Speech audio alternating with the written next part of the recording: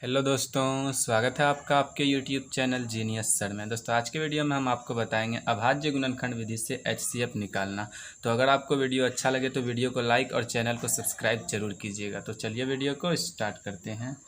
तो यहाँ पे दोस्तों हमने क्वेश्चन लिया है 72, 24, 96 का एचसीएफ निकालें। तो दोस्तों हमें 72, 24 और 96 का एचसीएफ निकालना है अभाज्य गुणनखंड विधि से। तो देखिए दोस्तों किस तरह से हम निकाल सकते हैं। सबसे पहले आपको जितने भी नंबर दिए गए हैं उनमें से जो पहला नंबर है आप उसको लिख लीजिए। जैसे यहाँ पे हमने 3 नंबर लिए 72, 24 और 96।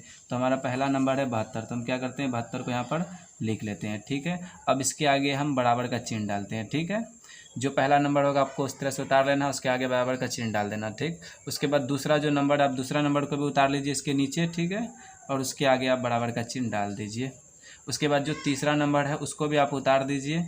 96 हमारा 96 को भी हम उतार लेते हैं और बराबर का चिन्ह डाल देते हैं। तो 3 नंबर था, हमने तीनों नंबर को यहाँ पे उतार लिया है और बराबर का चिन्ह डाल दिया। अगर इसके आगे और भी कोई नंबर होता तो हम उसको भी उतार करके आगे में बराबर का चिन्ह लगा देते। ठीक है, तो अभी हमारे 3 नंबर है तो हम 3 नंबर को ही रहने देते हैं। अब आपको क्या करना है, ये जो 72 है दोस्तों, आप इस 72 का फैक्टर तोड़िए। ठीक है, यानी कि इस 72 का आपको अभाज्य गुणनखंड निकालना है। अब 72 का अभाज्य गुणनखंड क्या क्या हो सकता है, तो देखिए हम अभाज्य गुणनखंड यानी कि इसका फैक्टर किस तरह से तोड़ सकते हैं। हम साइड में 72 को लिख लेते हैं और उसका हम एलसीएम करते हैं। ठीक है, 72 है, 72 लिख लेते हैं। अब हम इसका एलसीएम किस तरह से करेंगे देख लीजिए। तो 2 है, 2 से कटेगा ये 2 तिहाई 6, 2 छक्के 12, अभी भी 2 से कटेगा। 2 एक कम 2, 2 अट्ठे 16, अभी भी ये 2 से कट जाएगा तो 2 नमा 18। अब ये 3 से कटेगा तो हम 3 से काट देते हैं, 3 तिहाई 9। अब ये नहीं कटेगा तो छोड़ देंगे।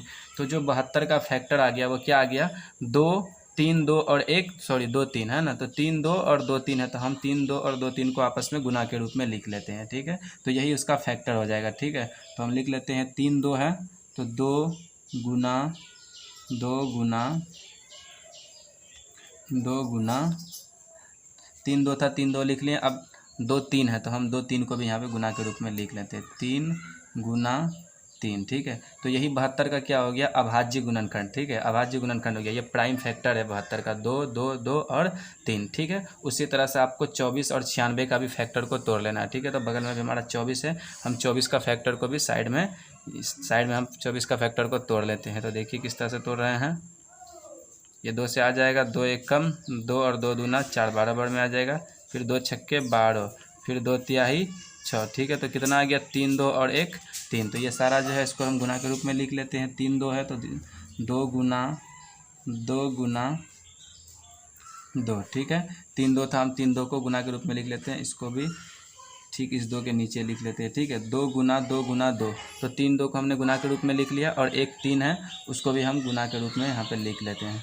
अब देखिए आपका 96 है, 96 का भी आप फैक्टर इसी तरह से तोड़ सकते हैं, साइड में निकाल लीजिएगा। 96 का फैक्टर आप इसी तरह से एलसीएम कर करके आप इसका भी फैक्टर को तोड़ सकते हैं।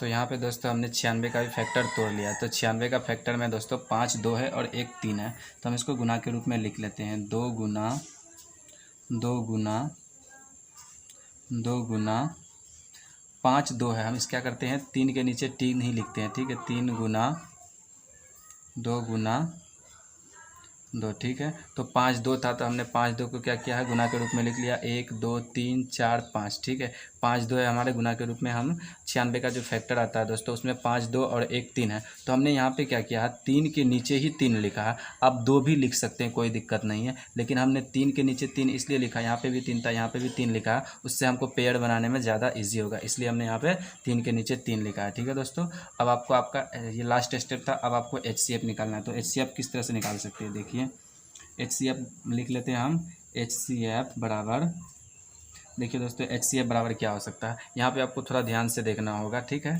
तो यहाँ देखिए, यहाँ पे देखिए 72 में 2 है, 24 में भी 2 है और 96 में भी 2 है, यानी कि 2 जो है, 2 जो फैक्टर है वो तीनों में है, तीनों के लिए कॉमन है, यानी कि 72 के पास भी है, 24 के पास भी है, 96 के पास भी है। तो हम इन तीनों को मिला के 1 2 बाहर निकाल लेंगे। ठीक है, यहाँ से यहाँ तक हम इन तीनों 2 को मिला करके 1 2 क्या करेंगे दोस्तों, बाहर लिख लेंगे। ठीक है, तो देखिए ये तीनों के पास 2 था ना, तो हमने क्या किया, 1 2 को यहाँ पे बाहर निकाल लिया।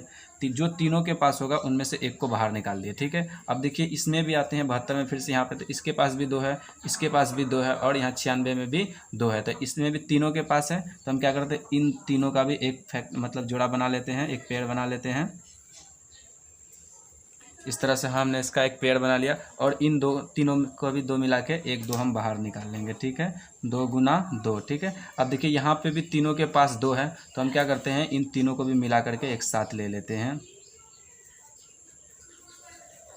कितना आ गया, 1 2 है तो ठीक है, हम इसको भी निकाल लेते हैं, 2 हो गया, ठीक है। अब देखिए यहाँ पे हमने 3 लिया, ठीक है। तो 3 को हम क्या करते हैं इसके पास भी 3 है, इसके पास भी 3 है और इसके पास भी 3 है, यानी 72 24 और 96 तीनों में 3 जो फैक्टर है वो कॉमन है। तो हम क्या करते हैं इनको भी निकाल लेते हैं।